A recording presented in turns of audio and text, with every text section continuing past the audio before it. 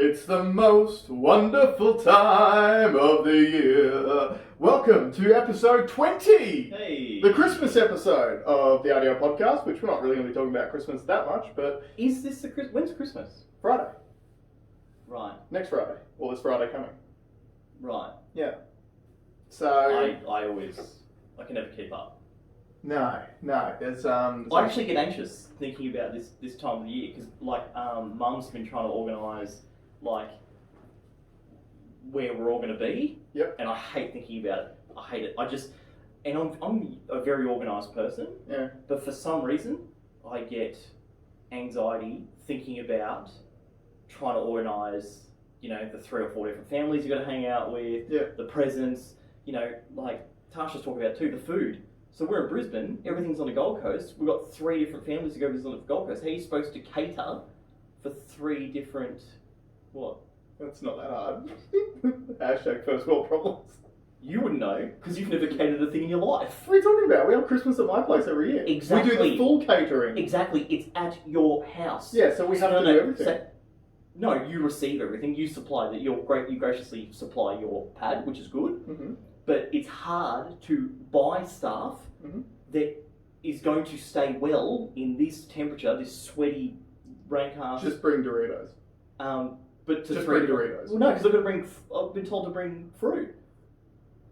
Yeah, fruit. But fruit doesn't need to be You refrigerated. need to appreciate. What do you mean fruit doesn't need to be cut? Fruit needs to be. Cut fruit. Yeah. Yeah. Yeah. Oh, do you want to bring an apple? There's an apple. Merry Christmas. You could bring it down and cut it there if you wanted to. Yeah, but I think you're missing the point.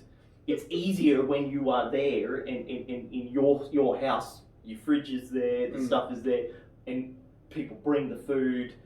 But now, in fairness, people are only bringing the food this year. Every other year we've supplied the food, which means we have to stock up all the fridge, do all the cooking, and do all the cleanup. When you've got 3 different places to go on different periods of the time, and sometimes on different days, be very labour intensive. The cleanup is absolutely labour intensive, and that's why we don't entertain at home. Yeah. I don't believe in entertaining at home because I don't want to have to do the cleanup. Yeah, and I don't want to have to do the catering. I would rather go out for lunch, go out for dinner. Yeah, true. I think the other thing too about this time of year, because I get the same, the anxiety thing is that because we're so used to not having any real time off around this time of year, it's like I know that the 3 days off I get between that Christmas and New Year's Eve break is spent doing stuff with other people instead of just having some chill time. So, but we've both got more time this year than we've had before. Way more. That's a positive thing. Now, what have you been up to this week? I've been up to a little bit this week. So, firstly, forgot to mention last week because Gastro ruined it, but it was my wife and I's 2nd wedding anniversary. So, Thursday night, we stayed at the casino, first night away from kiddo together. Most businesses fail within the first 2 years, so it's... Yeah, so if you see it as a business, you've done well. Yeah. Congratulations. Yeah, well, we're Team VK Incorporated. Yeah. But yeah, it was really good, first night away. I've had some really, really good customer service experiences this week. Now, I will mention, so last week that I came up and we did this podcast, after the podcast, we attempted to go out for lunch. Yeah. And it was shithouse. Sucked. It was shithouse. The first place that we went to, which was a cafe we're trying to try out, because have you been there before? I've been there before, yeah. But during the week when it was easy to get in. Right. So, cafes, when you have your please wait here to be seated thing, don't make people wait there for multiple minutes. We probably would have been standing there for almost 10 minutes while someone was... It's probably 3 minutes, but that's too long. I reckon it was longer, man. I know that it normally feels longer when you're doing that stuff, but I reckon it was almost 10 minutes we waited. And there was a girl who was, I don't know, she was putting cutlery together or something like that, probably no more than 4 or 5 metres in front of us, who didn't acknowledge our existence. Facing us. Didn't acknowledge our existence. You had then someone come out from behind the bar area with a bottle of water he was bringing to a table, deliberately did these ones where he sort of keeps his head down and walk past us to not acknowledge that we were there. And it wasn't just us. There was another couple that sort of joined behind. 2 couples behind us. Yeah. So we ended up just getting jack of it and left. And then the cafe that we went to be honest, wasn't that great. Well, what was surprising about the second cafe we went to, there was only 2 sets of 2 Yeah. Yet they kept on bringing the same order to us that was wrong. Yeah, the wrong order. So that, you're exactly right. They had 2 tables. Yeah. And they got them wrong. And then when they brought us the food that we'd actually ordered, they got that wrong too. Yeah. Because you'd ordered your hollandaise on the side, and they were like, "Oh, sorry." So that was terrible. But this week, I've had some really, really good experiences. So number one, when we went to the casino. So when I booked in, you got to lay it on a little bit. I said in the booking that it was for our second wedding anniversary, and it was the first night away from our son. So when we actually checked in at reception, they gave us a card and were like, "Congratulations!" Like that was really nice. But then when we went back to our room that night, at like 11 o'clock at night, the one of the staff was waiting at the front with a bottle of bubbly and was like, "Oh, this is from the casino. Like, congratulations, happy anniversary." Yeah, it's cool. So I mean, it's only a small touch. But they didn't have to do that. No. Right. No. So that was pretty cool. The cafe that we went to the next morning for breakfast, I've got to say, was one of the best just breakfast experiences that I've had. Mm-hmm. And again, I'm not asking for much, but it was like we stood at the "please wait to be seated" thing. They came over, they're like, "Hey guys, like, super happy, super smiley. Please just sign in," because you got to do obviously the COVID sign in stuff. Please just sign in. Where would you like to sit, inside or outside? Found us a table straight away. I could not believe how quickly we were served, how quickly the food came out afterwards as well. And it wasn't like it was pre-prepared stuff that, sometimes with a breakfast menu, they'll have like a bunch of eggs already done, a bunch of bacon already done, and you get out, and when you eat your food, it's like part of it's cold because it's been sitting there. It wasn't like that. Food was amazing. Service was fantastic. So, really good experience. But one of the best service experiences I've had this week, from a sales perspective, was at the beginning of this week, Amanda and I went out to do our Christmas shopping for all of our family, and as you do, we ended up just making an extravagant purchase for ourselves and went home. Now, what the purchase was a massage chair. Yeah. Now, we have fantasized for years about having a massage chair. Which really surprised me, but go on. It surprises you that we fantasized, or surprises you that we bought one? Oh, that was the thing. So I think it stemmed from one of the schools Amanda worked at had one. Right. So she got to use it at school occasionally and was like, "I'd love to have one of these in the house." And we go and get massages and stuff anyway, because obviously it's really good for your health and everything too. And so she had fantasized about it for years. She had mentioned to me before wanting to get one. And I was like, "Yeah, probably a good idea." No, they're expensive and stuff like that. So anyway, we were wandering through the shops at Robina. So shout out to Hope from Robina In Touch Massage Chairs. She was fantastic. She was literally everything that you want when it comes to buying a big ticket item. Mm-hmm. She welcomed us straight away. She asked what our names were so she could call us by our name. Again, simple thing, but it matters. One of the first things she did was asked us to jump in the chair and try it out. So I know about, I think about this from a car sales perspective, how many times salespeople make the mistake where they're trying to find reasons not to test drive someone. Because they're trying to ascertain whether or not this customer's ready to go before they waste their time taking them for a test drive. Whereas if you can put their bum in the seat, make them experience it and fall in love with it, you're giving yourself the whole reason why they're there. It's the whole point, right? It's the only thing they can't do online. So so she's put Amanda in the chair, chatting us about it, gave us an amazing product presentation, knew her shit, knew everything.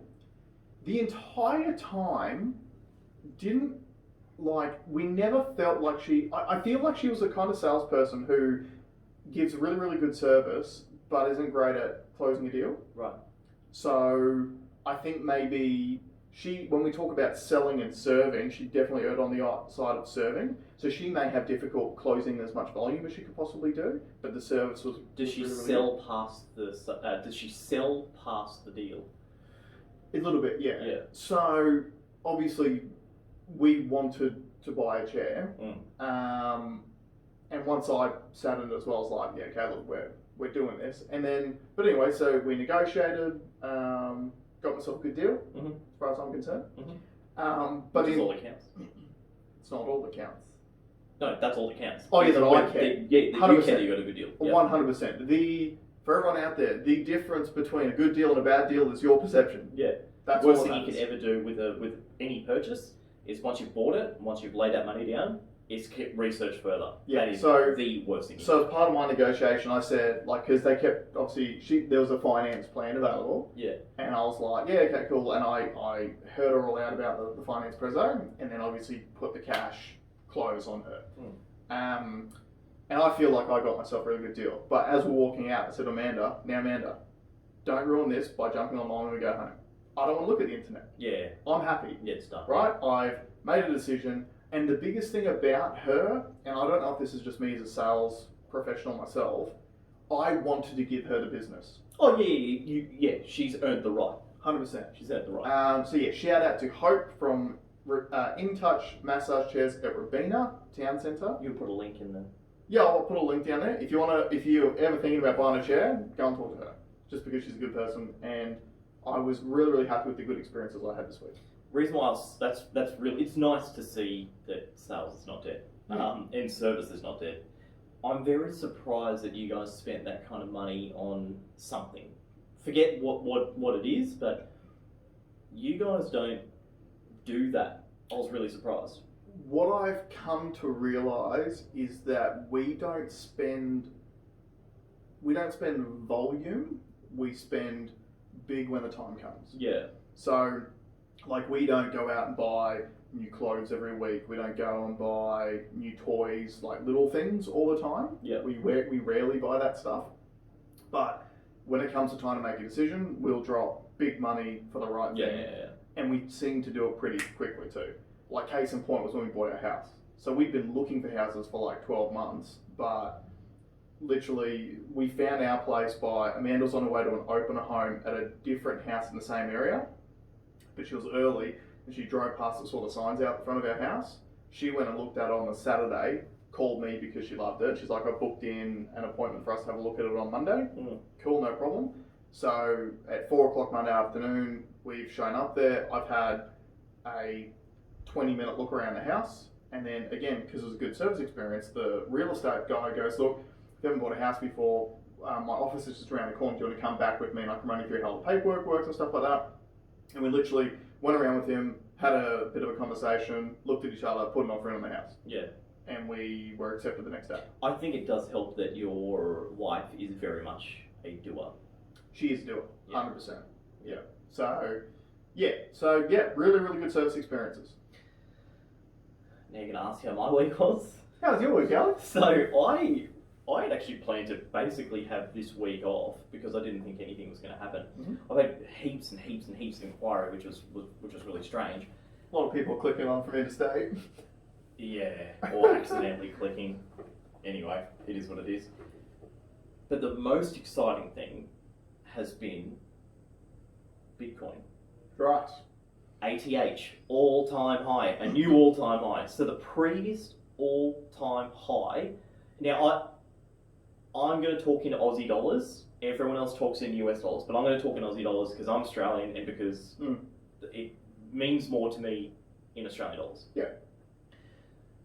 I think it was 26,000.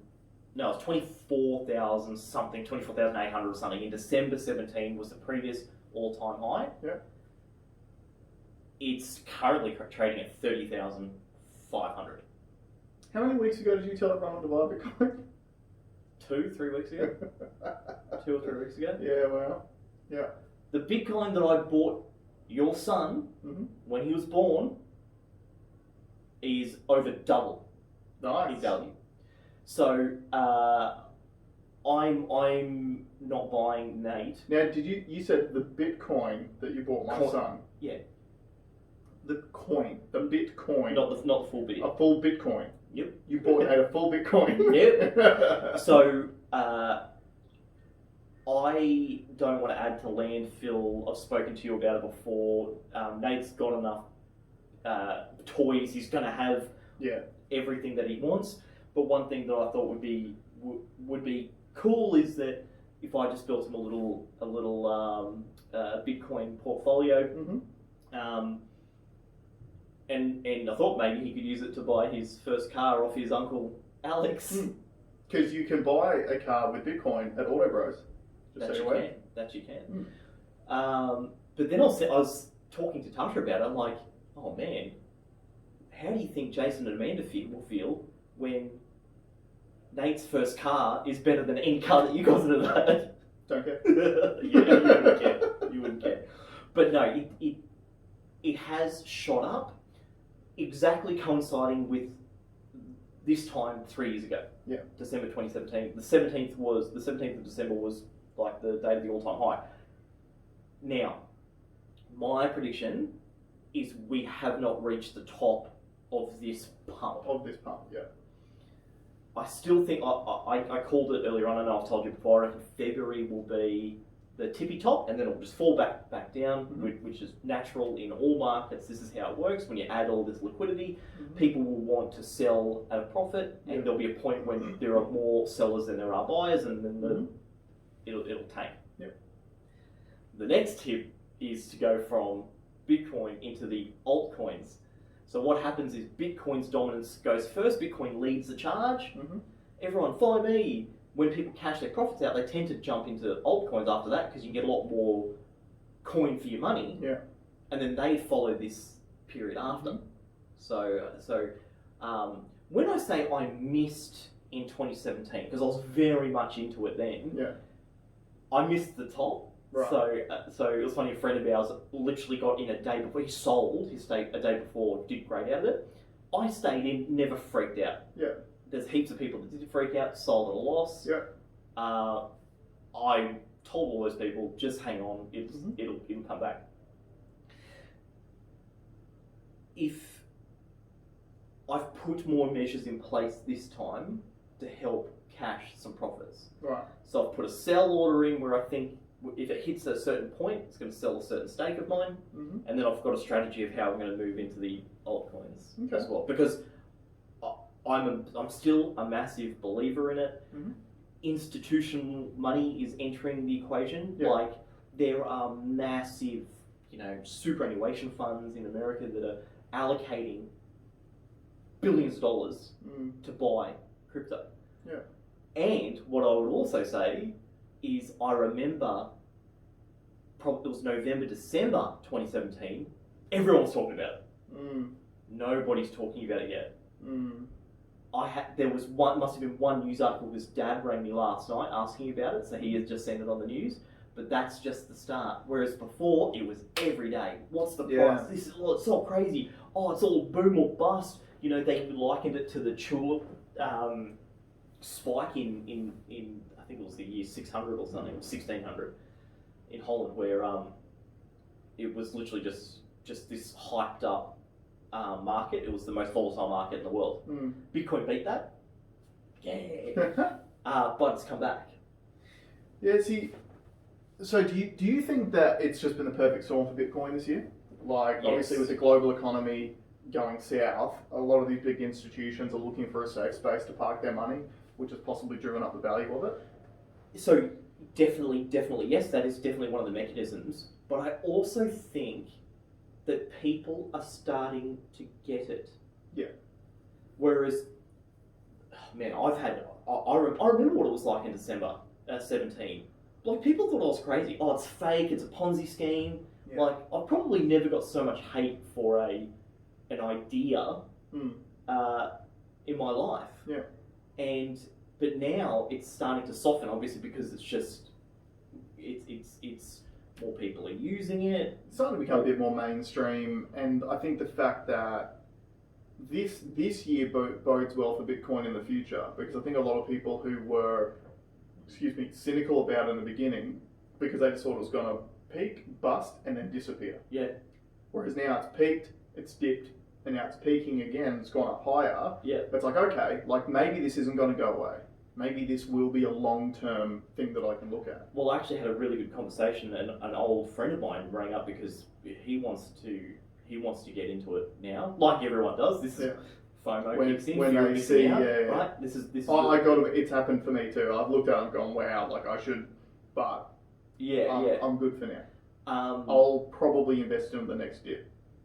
Yeah, so I reckon March next year is a good time. But anyone that would have not done it when I told them not to do it could have made some good money. But what was This is why we always say do your own research. Do your own research. But what I appreciate about this conversation that I had with this guy is that he was asking the right questions, and that didn't happen years ago. You couldn't have a conversation with it. It literally, the conversation was whether it was real or not. Yeah, that's right. Whereas now it's like his questions were like, is it closer to gold than it is a stock? Can I leverage it against things? Like he asked some really, and he's an investor, property share investor.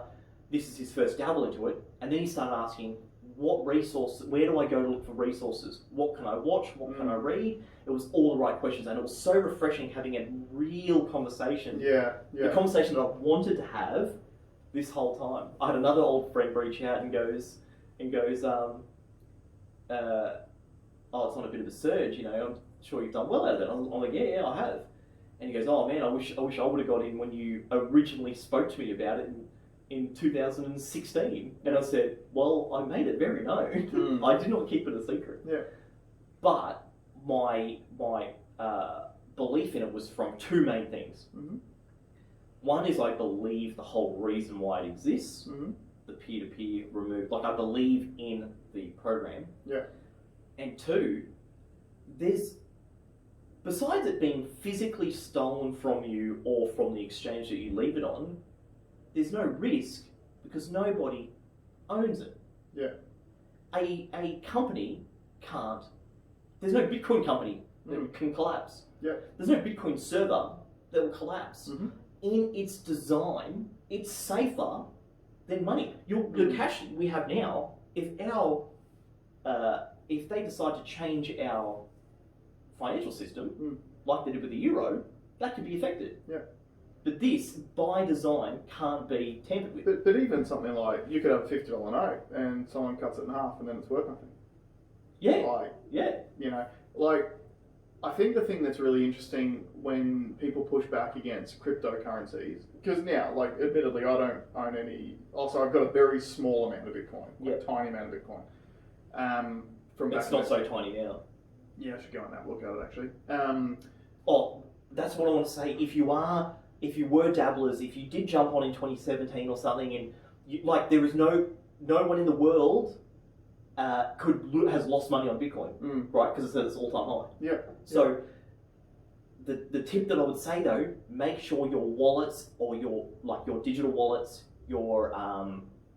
make sure all your passwords, you have them known or written down or hidden somewhere, that you've got access to them. Because I've already seen there's a couple of people I already know that can't access. Right. Yeah. Right. And that's not the thing's fault. That's your fault. Yeah, it's your fault. Yeah. Manage your passwords and manage your accesses. For sure. But I think, where was I going with that? So one of the things I find really, really interesting about Bitcoin is that, what people need to understand, cash and our currency is worth nothing. It's actually worth nothing. It's paper, it's a representation of value. It's a representation of value. The only thing that gives our Australian dollar worth is us. Yeah. And our perception of that. Yeah. So if all it takes is a small amount of people to start seeing more worth in Bitcoin, which is what you're seeing now, which is why the price is going up, and then all of a sudden it can become the global commodity or currency, and it's something that will be truly world changing for everyone if it does become widely accepted, because of just simple things like you're talking about exchange rates the other week. So now, if you want to go on holidays, I need to exchange my money into the local currency for the country that I'm going to, and the exchange takes a percentage because they offer the service, right? That's gone. All of a sudden, that cost is gone. There are charges associated with the transfer of Bitcoin. Okay. So you're not. Could it be like a credit card fee surcharge? Something similar. Yeah. So those costs are already there. Yeah, I think. I don't know what the exact thing, because it depends what the hash rate is and how much volume is moving. It does fluctuate. Yeah. But it's not even. I don't see Bitcoin as being. You're not going to buy coffee with Bitcoin, ever, in my opinion. you will use other cryptocurrencies for it. Yeah. Which you may use, like you may buy that crypto with Bitcoin. Mm-hmm. There's definitely value. I see it like, the way I envision it in my portfolio, it's racing my superannuation. Right. I don't see superannuation as a cash cow to buy coffees. I don't buy coffees with my super. Retired people do. Yep. I don't. Right. I don't. The way I see it is, that's going to be the massive stake that I will then use to buy or whether I cash out or whether it's a nest egg. Yeah. It's a nest egg. I see it more as a nest egg as opposed to a transactional thing. Yeah. Yeah. But if someone wants to buy a car, like there will be people out there that have bought Bitcoin that could literally buy a car from Auto Bros for free. In effect, for free. Well, it's not free. Well, it is free because they could be doing it with they could have put fiat currency, they could put Aussie dollars in at whatever time,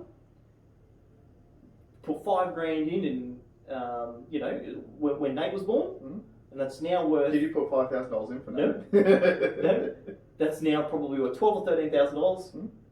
Come and buy a car. You can come and buy a $5,000 or a $7,000 car, and it's cost you $5,000. Well, it's cost you nothing. Yeah. You still got your initial investment. You've still got your initial investment. Yeah. No, look, it's really interesting, and like I think it's exciting to think what the possibilities can be for that in the future, because like I said, the main things for me are you're cutting out the middleman. Yep. So the middleman ain't taking a small cut in these transactions. Like banks are ridiculously profitable, and then when they go bust, like they did last time, we have to pay for them to bail them out anyway. Yeah, the government bails out a company for mishandling their operations. Yeah. If I mismanage my business, there's no government money to help me. Nope. I just go broke. You just go broke. That's right. Like I watched The Big Short again the other day. Such a good movie. Yeah. But the scary thing about The Big Short is that, like that part at the end, how it talks about everything that happened, and then it talks about in like 3 years after it all blew over, banks started doing the exact same stuff. Yeah. Everyone went to jail and everyone got held accountable, and the banks had to change the systems. Yeah. No, didn't happen. No, didn't happen, and will never happen. Oh, do you know what else I did watch yesterday? I watched Fat Pizza on Netflix, and I had this conversation with Tasha Wright. It came out in 2003. We were a big fan of the series, which must have been in the 90s. So the whole reason why we started watching it was because our parents owned a pizza shop. Yeah. For almost 30 years. So it was relevant to us. Yeah. Because it was originally about a pizza shop. And it is the most crass thing you could ever watch. But I was talking to Tasha about it last night. In a way, it is the most diverse, culturally sound, what's the word I'm looking for? Like inclusive show that's ever been on TV. Yeah. Every minority is represented. Now, they use the stereotypes. Yep. But not in it is in a bad way. But the thing is, it's those minorities embracing the stereotypes. Yes. For fun. Like as a joke. Yeah. But everyone's represented. Everyone. I have not seen a show that's been on TV that has more people with disabilities represented. Yep. The only shows I can think of are all the Pizza spin-offs. Like Swift and Shift. Bowzo's. Yeah.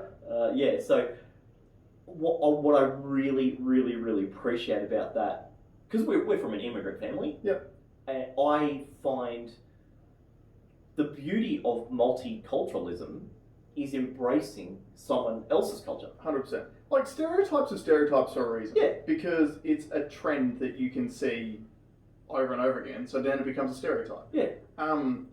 Like that's a whole thing. So in 2020, if you get a woke person to watch Fat Pizza, they'll think it's the most disgusting show they've ever seen. Because they won't look at it for what it is. Yeah. Whereas what I find more offensive is, like, you guys will probably remember this, when Black Lives Matter was in full swing in America this year, and there was that video from all of the white Hollywood like B and C list celebrities had like is it Aaron Paul from Breaking Bad? And he's like, I take responsibility. And it's like, dude, shut the fuck up. You guys haven't taken any responsibility. Yeah. You've got a whole bunch of white people who you've gone, oh, this is an opportunity for us to stay relevant because we can't film anything at the moment because Corona's going on. So we're going to fake pretend that we are all about Black Lives Matter, literally just to get our faces out in front of people again. Yeah. That I find offensive. Whereas what they should have done is direct everyone to watch Fat Pizza. That's right. Because that is true multiculturalism. Yeah. It is so good. I was watching it by myself in the afternoon, and I was literally like hyena laughing out loud. Some of this, it is ridiculous. Rebel Wilson's in it. That's where she got her start. Was on his series. They even put big girls in there and had their viewpoint of what the world is like. Yeah. But what I liked about it is that they got, like, unlike most movies where that stereotype stays as a stereotype, these girls do something about it. And they get these. It's so good. It is so good. It is the most ridiculous thing you'll ever watch. So is that on Netflix now? It's on Netflix right now. Go and watch it. Be prepared. Don't watch it with your parents. But it is the most ridiculous thing you'll ever watch. But from an immigrant's point of view, there is no better. There's no better representation of race in Australia. Yeah, than that. I've got to say, like, I don't know whether or not to give props to Netflix for buying it. Because on the one hand, Netflix is starving for content, right? Because there's no comedy specials being filmed, there's no new movies being released. Yeah. So they obviously need the content. But on the other hand, like, could you imagine if like, again, like a woke American watched Fat Pizza? Now, I'm sure it's not on American Netflix. I'm sure they'd have to watch it through a VPN. Yeah. So any of our American viewers, Chris, Chris, get on it. I'm sure you're a fan as well. Get on it. I feel like in 2020, it's probably something to actually give Netflix props for actually taking that show on and putting it on there as well. Because it would be a danger. Like, you got to think about the amount of people who would watch that these days who've never heard of it before. But it's like, oh, it comes up. Oh, what's this show? I've watched everything else on Netflix. The amount of complaints Netflix will get over that show, it's actually half a ballsy move. Yeah, it is. Yeah, it definitely is. Yeah. I would love to see in the future, when they talk about, I think Friends, Netflix paid $100 million to have Friends. Was it for a year or 2 years? Like the license for it? I'm not too sure. Yeah. I'd love for us to use down the track to be like, they pay $100 million to Paulie Fennick and the boys for that pizza. I'd love that. Oh, that'd be brilliant. It's funny what you mentioned about the no movies thing. I watched a movie called Ava, which was she's like a secret agent type thing, and it was released in 2020. And I was talking to Tasha, and I said, that's not finished. Right. It had no polish on it, and you could see where the compromise was. Like, 2020's really hurt. So was this on Netflix as well? I can't remember where I watched it. I can't remember, but it was some streaming thing. I made a big... Yeah, so it's one of those things where they're like, we intended on releasing this in the movies because that's where we make our nut back. It's movie worthy. Worthy. Yeah, then when it was like, well, movies aren't available, shit, how are we going to pay for this? All right, Netflix, just give us some money for it and we'll just... But it's not... No, but that's not the problem. So yes, that happened, but you can see where there's no polish on it. So things like now, I'm no film nerd. Yeah. There's things that I like. I like Fat Pizza, very low budget. But there's some things that irk me. For example, when they show like a running scene for too long. Yeah. Or like an irrelevant part. So at one period she goes for runs. So she comes out and sort of jogs down the stairs. I think you should only have to film like 3 steps for us to understand that she's going on a run. Yeah. But they showed it for like an awkward amount of time, and she's got a strange run too, so it draws more attention to it. It was like a monologue or something going on at the time. Right. No, you know, and then like some of the dialogue stuff. Yeah, but some of the dialogue was just like, if they really thought about that line, they could have made that line with more impact. Right. But they just left it in there, and it was a big budget. I can't remember. Oh, is anyone famous in it? John Malkovich. Oh yeah. Chastain, what's her name? She was the main character in it. Don't know. I can't. Malkovich is not pretty good. Chastain. Yeah, Malkovich is good, but you can just it just really. You can see that it hurt. You can see that it's hurt. Now, look, it could have just been a bad movie, but I'll give him the benefit of the doubt. Malkovich doesn't tend to do bad movies. Not really good. I just think that they would have been compromised in some way. Yeah. Yeah, it'd be interesting to see, you know, I guess what movies get like launched next year and sort of what the quality is and that sort of thing as well. Yeah. Because like surely those big studios must have lost a bucket load of money this year. Well, what was I? Did Cats lose? No, I know it was before the pandy. Yeah, it was terrible. I think they lost like $100 million or something, and they should. They should. I haven't watched it. I've seen small clips. Shame on you. Shame on you. Yeah. Fat Peter really deserves $100 million. For sure. And look, one of the things that I'll be interested about next year, because I know there's a whole lot of studios that have created movies that were supposed to be released this year that have held them because they're like, you know, we're not going to get our money back unless we can launch these in theaters.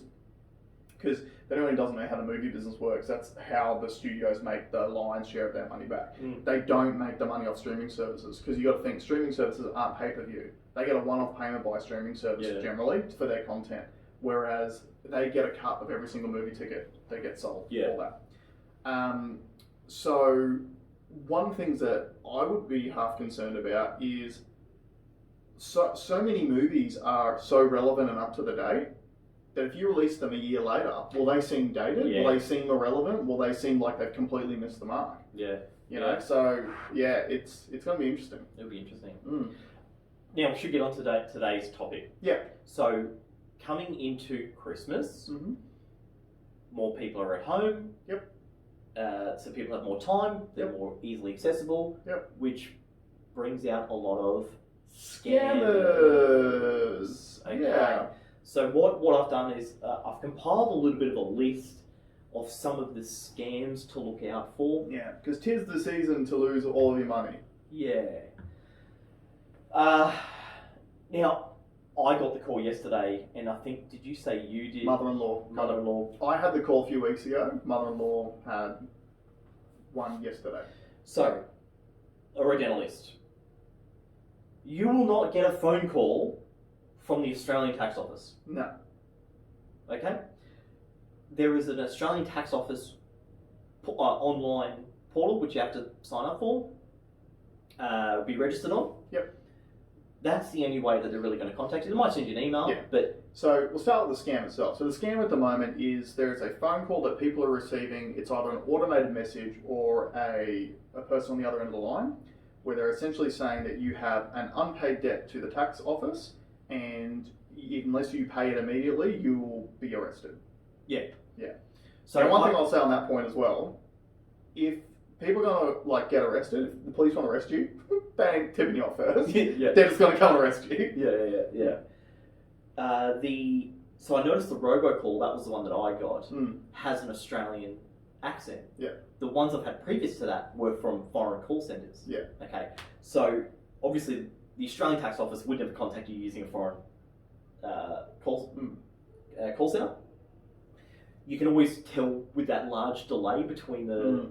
So you know when you pick up the phone and there's a pause, you say hello, and there's a pause, and that's them rerouting their... So you can't track it. Yep. Okay? The robo call I found interesting because it sounded like an Australian guy. But I noticed that every word was a pre-recorded word that obviously a computer then fits together. Yeah. Which they don't need to do that either. Yeah. Okay. So don't fall for that. No. Okay. Email links. So, if someone just sends you from an address that you don't know with a hyperlink, Don't click the hyperlink. There, just want to throw out there as well, because I've received this one recently too, and so has Amanda.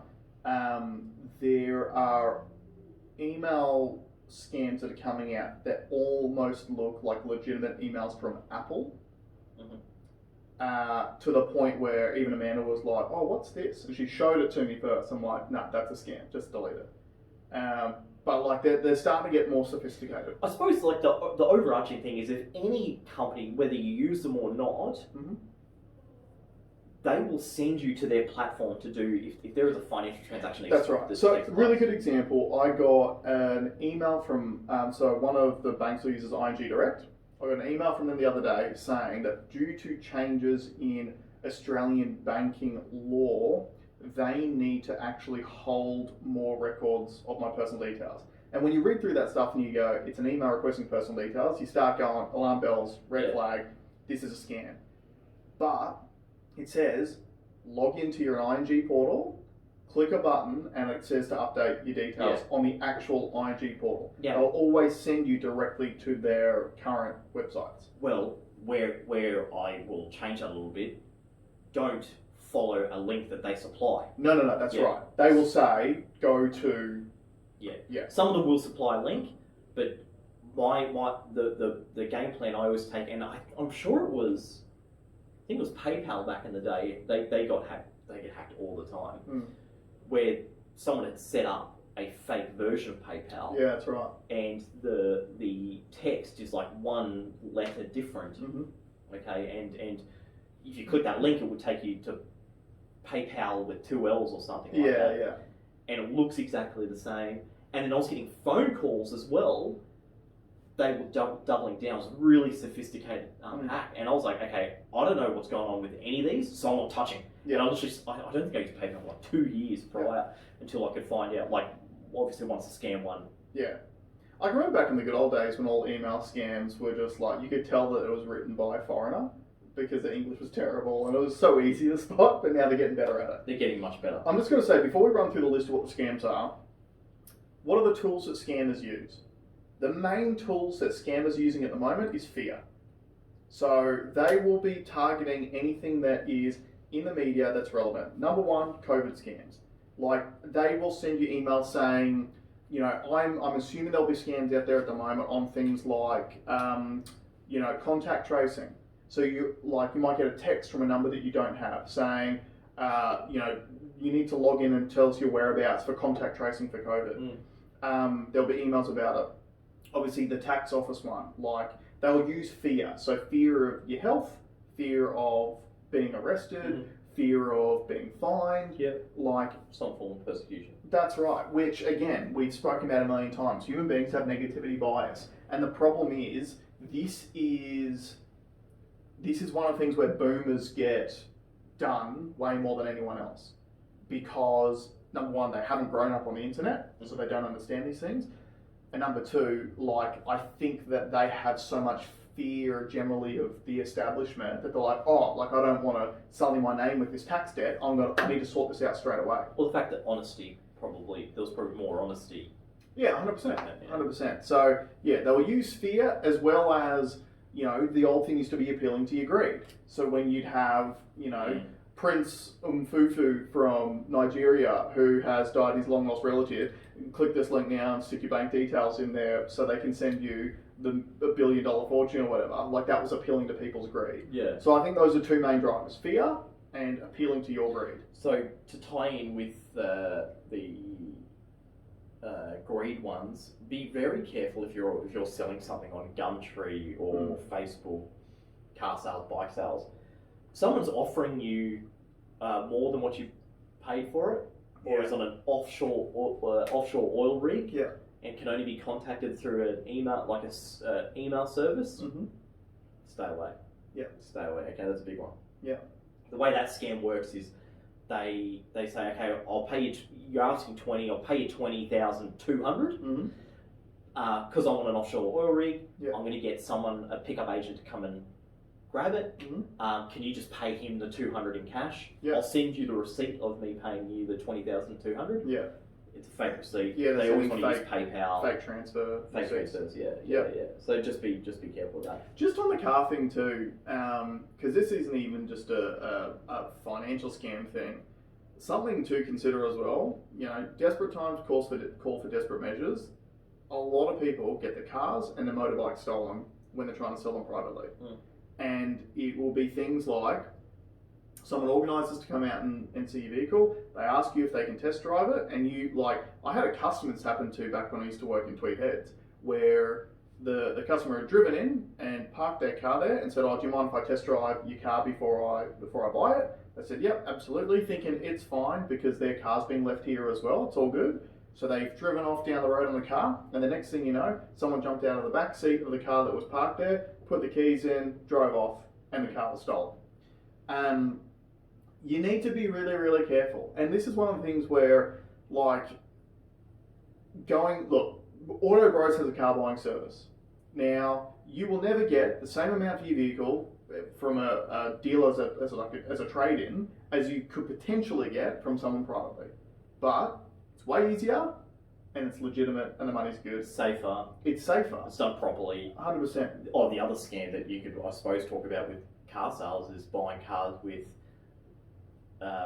written off vehicle histories. Yeah. Or because I've seen actually some of the guys that I deal with, they looked at a car and the guy had a PPSR vehicle history check prepared. And he goes, "Oh yeah, there it is. Like it's all clear." Yeah.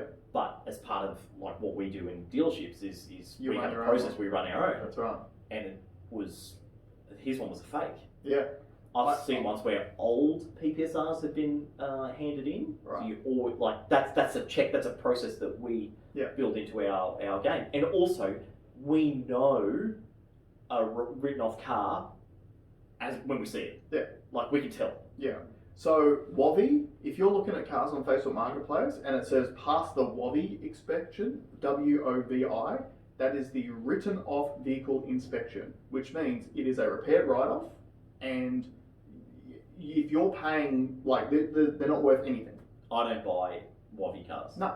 Or WOVA is written off the vehicle register on the WOVA. I had a girl years ago, again, felt so bad for her. She just moved to Queensland. She had bought this Astra convertible for like $9,000 private when she got here. Came to trade it in only 6 months later. And doing the transaction, on the day of delivery, we've run the PPSR check when we're registering the car, and there was an encumbrance against it. So I've called her up, told her about it. She goes, no. Like she had done everything right. She requested a PPSR check from the person. So she actually sent me through a copy because she had all of her records. Yeah. She sends it through. There was 1 digit difference in the VIN number. Yeah. So the person who was selling that car had just, because it doesn't cost you much to do a PPSR check, had just checked a few of the surrounding numbers and gone, boom, same model car, same colour. Yeah. 1 digit difference on the VIN number. This one's clear. Gave it to her. So she ended up, this car, she spent $9,000 on it, and the encumbrance was to St. George for like $8,000. Well, I'm also pretty sure that if you even put an incorrect VIN number in on a PPSR check, it'll just say it's clear because it won't say that this is not a valid VIN number. Right, yeah. It's got like we've not got no record of it. No record, and no record means no written on vehicle register or no security interest recorded. Yeah. So it's a bit silly. That's why I always get the more expensive one, which is a vehicle history check. Yeah. Because then it tells me the ones that the times that it's been that it has been transacted or someone has done a check. So a really good sign as well. You go do a PPSR or a vehicle history check, and it's had 30 hits on it in the last 3 months. There's something wrong with the car. That's right. So that's not scams. People can get scammed, but also people can just make a mistake of not doing their due diligence. Yeah. The other thing too, and this is something that I saw a lot as a dealer, and you would have seen this a million times as well, the amount of times where I've had a client come in who has tried to trade their vehicle in with us, and it has something wrong with it, hail damage or an engine light or whatever the case may be. And obviously we inspect the cars properly, and we inspect them way better than most private heads know how to inspect a car. And we pick up the issue, and they knew about it, and they're trying to just pull the wool over their eyes, and they go, well, I'm not accepting what you're going to give me for it. I'll just go and sell it privately. Yeah. It happens all the time. Yeah, that's like their we strategy. we just had a hailstorm again recently in Queensland, so you will see some decent late model cars on for prices that seem too good to be true. And oftentimes it's because they've got hail damage or they've got major issues. But there's a mentality that there's like so many people out there think that dealerships are dodgy. The amount of customers I've seen over the year who are like, oh, it's all right, I'm not taking that money, I'll just go and dud someone else for it. Like it's actually pretty gross. So we spoke about Gumtree stuff, we spoke about email links, we spoke about phone calls.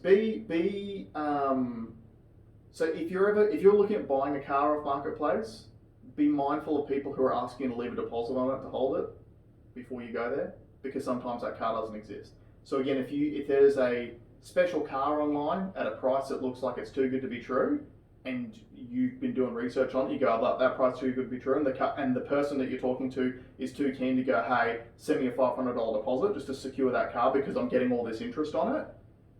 Be very mindful of that. Also, there was another marketplace thing which is only very new, where they'll list these really nice cars for like dirt cheap. You know, I saw a ML 350 Mercedes, which is probably a $35,000 car, was listed for $15,000. And then I'm like, oh, so I clicked on it, and then I scrolled down to check whether it was dealer or private. Mm-hmm. Clicked on it said a dealer. Click on the dealer, no website, no contact details. Then I swiped it. I went back, swiped. It's shown up again, and another dealer, and I think it's just a dud scam harvesting information. So yeah. So those ones are like the pretty standard ones. I wanted to talk about two in particular that people probably haven't considered. Mm-hmm. So first of all, we started with crypto. Mm-hmm.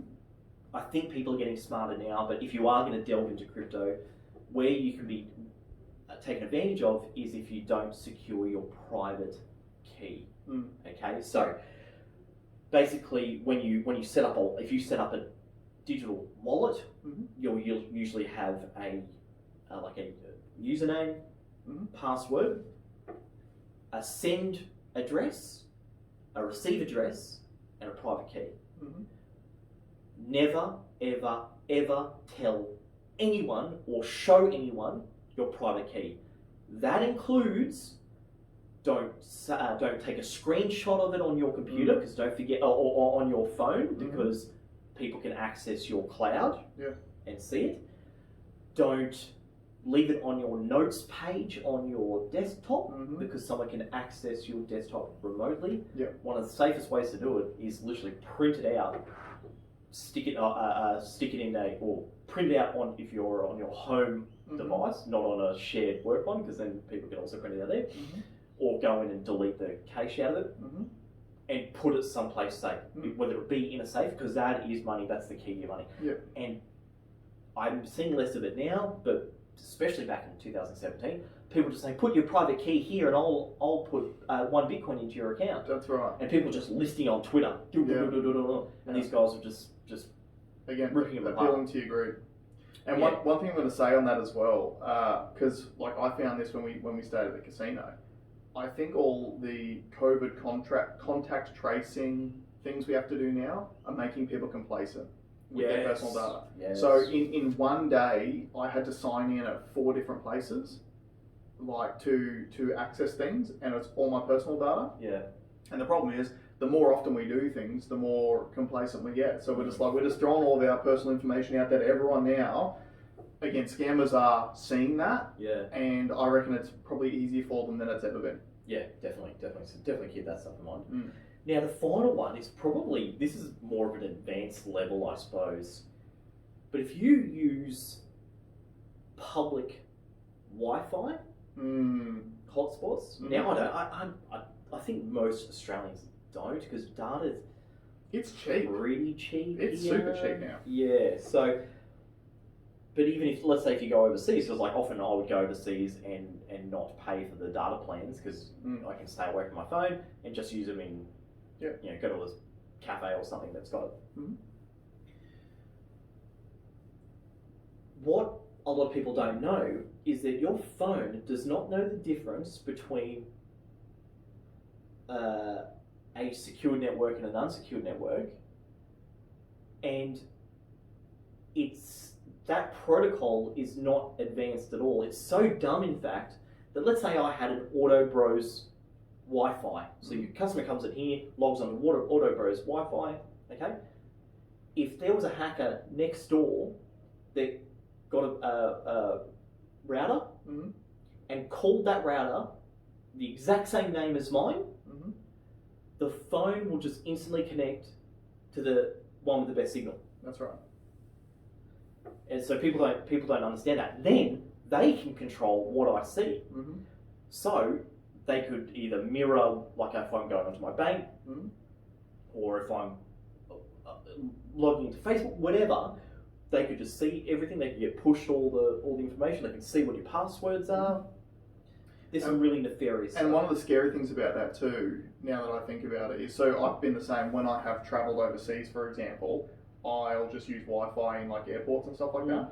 And you'll often find that when you're logging into a company's Wi-Fi, it goes to a landing page where you actually need to like create a login and put some personal details into it.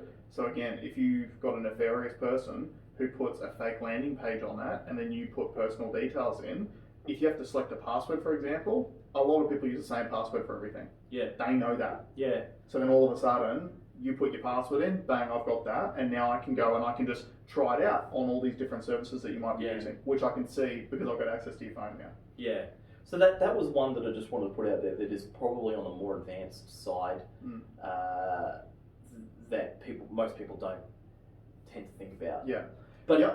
I did want to bring up just one too, just another phone one, because it's been super relevant to me, is there's a superannuation scam going on at the moment as well, where you will get phone calls from people saying that there's been recent changes to government legislation in regards to super, and they want to just make sure that you're like up to date with those, and essentially they are using that to steal people's superannuation. Yeah, okay. And the reason why it's relevant to me, I've had that phone call probably somewhere in the vicinity of 20 times since I've left work.